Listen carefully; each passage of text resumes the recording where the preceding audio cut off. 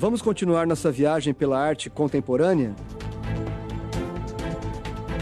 Nós começamos a falar sobre esse assunto no vídeo Arte Contemporânea 1.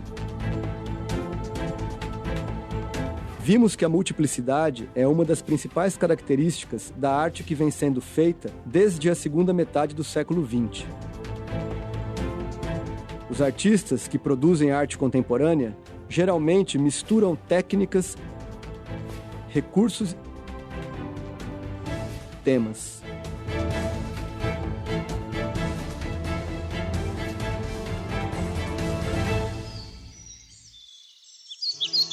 O Instituto Inhotim, em Minas Gerais, possui um importante acervo de arte contemporânea, com obras expostas em suas galerias e jardins.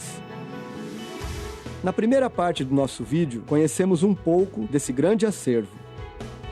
Agora, continuamos nossa visita ao Inhotim. Começamos pela galeria do artista brasileiro Miguel Rio Branco. O que você acha da experiência de estar num lugar como esse, com projeções, com vídeos, fotografias? Ela traz alguns detalhes, vamos falar da realidade brasileira, né?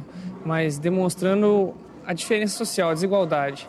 Seja nas formas que a gente percebe nas pessoas, a relação dos animais, pobreza, seca, os olhares tristes. Muitas vezes quem está de fora não tem noção daquilo que está acontecendo na realidade das outras pessoas, né?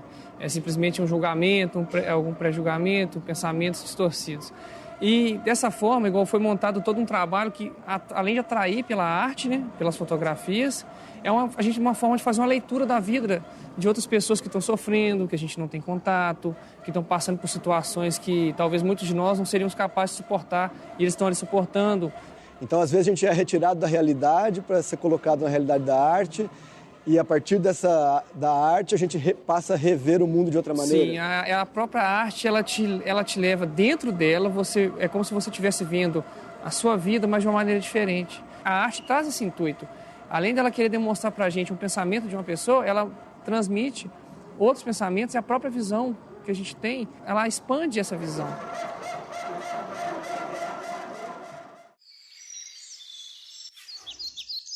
Mais uma das surpresas é a Galeria do Tunga.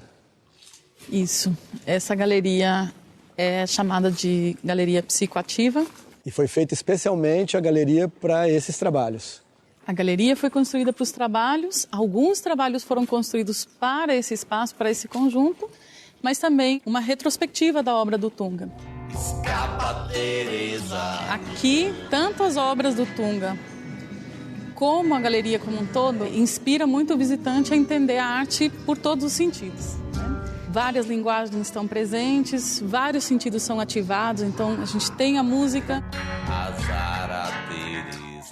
No caso da Teresa aqui, foi uma obra feita com funcionários do Inhotim, então 100 homens, né, 100 funcionários do Inhotim participaram no dia da abertura da galeria, fazendo a Teresa e incorporando, não vou falar atuar, né, mas incorporando o que seria um preso, né, estar preso. Ou seja, a Teresa é mesmo uma metáfora com as cordas de presídio Isso. utilizadas para fuga. Escapa, Teresa. E no caso desse trabalho, A Luz de Dois Mundos, né? Isso. Quando ele amarra esses rostos europeus, né, e cria essa relação separada entre os dois mundos, né? Uhum. Ele está trazendo alguma questão da nossa identidade, colonização? Sem dúvida, por serem dois mundos, pelo título da obra, mas também, de novo, um elemento do Tunga que se repete, que é a ligação, é um fio condutor. Sim. Né? Então, de certa forma, como que essa cultura vai sendo modificada, mas ela está ligada, né? Eu, pessoalmente, gosto muito desse momento, dessa cena aqui, que é o descanso, é o que nos remete um pouco também ao índio, no sentido da rede. Da rede, né? Que não é necessariamente descanso, mas é um elemento forte da cultura, né? E que aquilo que aprisiona ou quase que captura, né, o rosto europeu, a cabeça europeia, vira uma rede, vira um elemento de uma outra cultura. E aí ainda esse trabalho tem a contribuição da trilha sonora do Arnaldo Antunes. Exatamente, que começa um trabalho ligado à Teresa, né? Mas se espalha pelo espaço. E tem uma característica da trilha sonora, ela é repetitiva, ela é circular, ela parece que continua, né? Ela emenda, que também é um elemento importante no resto das obras do Tunga, né? Que é o círculo, é o circular, é o fechar um ciclo, né? A dança é a mesma. Escapa, Teresa. Essa obra que a gente vê agora nasceu no Carnaval de Salvador. Seu autor é o americano Matthew Barney. Primeira coisa que me vem na mente, a máquina dominando a árvore. Mas se você for olhar bem ao redor dela, quem está sendo dominada mesmo é a máquina. Porque ela não tem como sair daqui, né? Interessante essa tensão que você coloca. Esse trator, ele foi usado numa performance que esse artista fez no Carnaval da Bahia, em que ele brincava com elementos justamente de criação e de destruição, e de elementos de natureza e de cultura.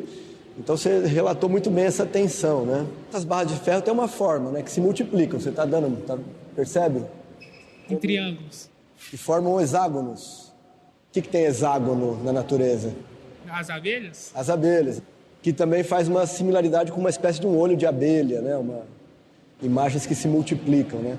Ele vai explorar uma coisa formal, vamos dizer assim, que é essa estrutura geodésica, né? Essa estrutura que lembra um pouco os pequenas partículas dos olhos das abelhas, né? Os omatídeos, que existem milhares nos olhos da abelha, que permitem com que ela consiga ter uma visão de 280 graus, né? E que também são estruturas que são conhecidas desde a Grécia Antiga por ligarem dois pontos em uma curva, né? Você não acha curioso que essa terra esteja aí fixa nos pneus? Se não tivesse essa terra aí, seria a mesma leitura? Não, ia ser uma máquina lavada que não ia ser utilizada. Se fosse um trator novo? Sem nada, sem terra, sem barro, sem nada? Seria a mesma sensação? Não conseguiria ver ele destruindo a árvore. Ele foi usado num processo de destruição, ou talvez em outras ocasiões de construção, enfim. São essas tensões que estão presentes aqui, né?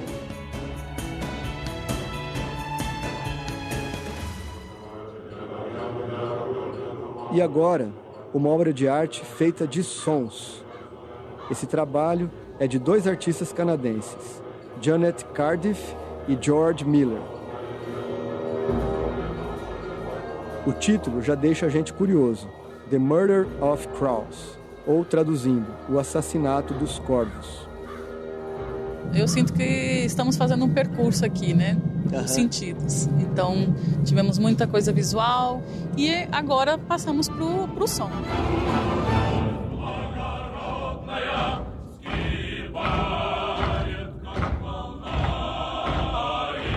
Não existe visualidade, inclusive pela galeria. A gente pode ver que é o mínimo possível de interferência, mas cria um momento de suspensão. Estamos dentro da cabeça, digamos assim, desse artista, estamos numa narrativa que passa muito pelo sonho. Please help me. Please help me.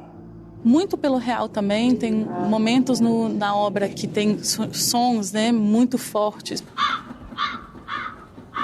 Aí nos estimula a imaginação, né? Porque você vai imaginando aquela cena, essa situação. Acompanhamos os passos, né? É uma narrativa pelo som, né?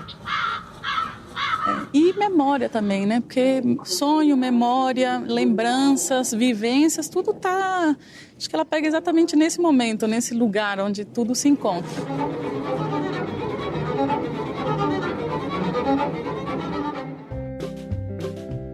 A gente fecha esse nosso passeio pela arte contemporânea com uma obra do americano Chris Burden. O título significa Queda de Viga e foi exatamente assim que a obra começou. Em princípio, esse trabalho foi feito arremessando vigas numa piscina de concreto, né? Isso. E isso para as pessoas podem achar, isso é simples, isso não tem controle, mas na verdade tem todo um controle e uma intenção do artista quando constrói tudo isso, né? Esse mito de que a arte e que o uso do acaso e que é uma coisa que seria vamos dizer, gratuita, não é bem assim, né? Tem toda uma dimensão de um projeto para isso acontecer, não é isso? Isso, com certeza. É interessante pensar da máquina que jogou essas vigas. Ou seja, temos um guindaste que ergue as vigas a mais ou menos 40 metros de altura, mas percebe que o guindaste é um tipo de construção, um tipo de máquina que é exatamente construída para não liberar a viga, ou seja, para que não haja esse tipo de acidente. Então, é tão calculado, há uma engenharia tão forte por trás dessa obra, porque você precisa construir um guindaste que solte a viga, ou seja, uma anti-máquina, uma anti-ação. A arte contemporânea transforma os suportes, né? E se antes você pode identificar como um objeto artístico um desenho, uma pintura, algo que está ali delimitado como objeto artístico, com a arte contemporânea a gente tem outras inserções de materiais e de possibilidades, né? E que se a gente for observar a sociedade, na verdade, como se construía uma casa ou como se construía qualquer coisa há 100 anos atrás, há 50 anos atrás, é diferente do que se constrói hoje, né? Isso. E no processo da arte eu acho que é um pouco similar, quer dizer, é natural que outros objetos, outras formas de pensar a expressão, a linguagem apareçam, né? Nesse sentido, não é tão difícil entender a arte contemporânea. Na verdade, é entender um pouco o mundo, né? Exatamente. Entender a arte contemporânea é entender o mundo, como o mundo está se transformando. É uma questão que lidamos muito aqui no Inhotim com os visitantes, essa questão, né? Não estão entendendo, não sei o que é. São perguntas que deveríamos nos fazer na cidade. Exatamente. Nós estamos entendendo a cidade? Quando vemos moradores de rua, quando vemos acidentes, isso é fácil. Às vezes é uma pergunta tão potente quanto. Né? E uma coisa que o Inhotim traz é justamente isso, quer dizer, aqui tudo é organizado, né?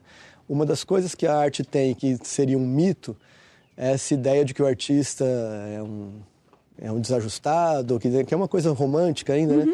Mas que, na verdade, pelo contrário, o artista está todo o tempo organizando coisas, né? Pensando coisas, pensando em como se expressar, construir novas linguagens, né? A organização é uma coisa fundamental na arte, né? Sem organização, nenhum objeto, nenhuma obra de arte acontece, né? A arte é também uma forma de conhecimento. Pensar a arte é entender o mundo a partir de temas como a organização, a percepção de outras realidades e as formas que os artistas têm de construir uma realidade nova. É um pouco isso que a arte pode ensinar. E essa viagem ao Inhotim trouxe para a gente essa possibilidade de olhar para a arte contemporânea como uma forma de produzir conhecimento.